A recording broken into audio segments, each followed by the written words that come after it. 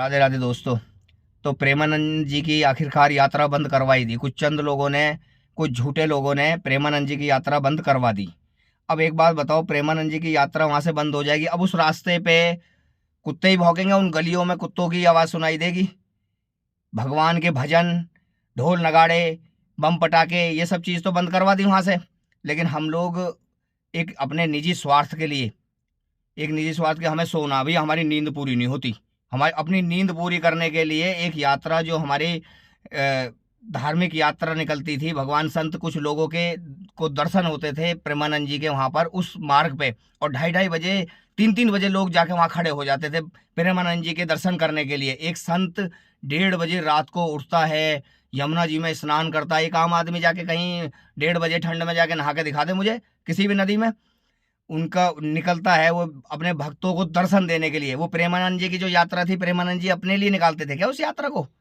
अपने भक्तों के लिए उस यात्रा को निकालते थे प्रेमानंद जी। जो जो भक्त 2:30 बजे 3 बजे से उनके इंतजार में वहां खड़े रहते थे, छोटे छोटे बच्चे वहां भगवान श्री कृष्ण का रूप बना के, राधा रानी का रूप बना के उनके सामने आते थे। ठीक है, वो यात्रा कुछ चंद लोगों ने अपने सोने के लिए, रात में नींद पूरी नहीं हो रही उसके लिए वो यात्रा करवा दी बंद। तो यात्रा वो निकलेगी नहीं।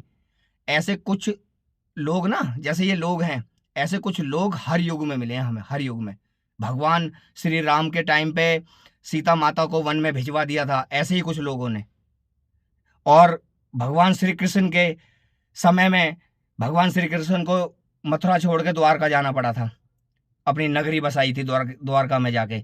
ऐसे ही हमारे संत प्रेमानंद जी, जिनमें हमें भगवान का अंश नजर आता है। पता नहीं, मैं कह रहा हूँ भारत के कितने ही लोग जो कुछ गलत रास्ते पे इधर उधर, उनको उनकी बातों से, उनकी दी हुई शिक्षा से प्रेरणा लेकर अच्छे रास्तों पे हैं।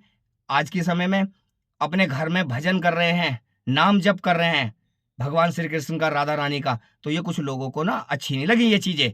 इसलिए कि हाँ, एक संत, मैं आपको बताता हूँ ना, एक संत में क्या है कि प्रेमानंद जी के अंदर कोई और तो बुराई है नहीं।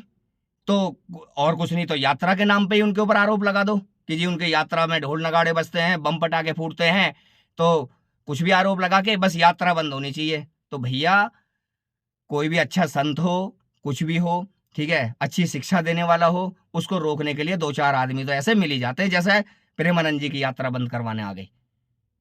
अरे उनके पास जाते, उनसे बात करते, वो इतने बड़े संत हैं, क्या वो बात मानते नहीं या बात सुनते नहीं उनकी? उनके दरबार में, उनके आश्रम में जाके एक बार उनसे मिलके बात करते ना।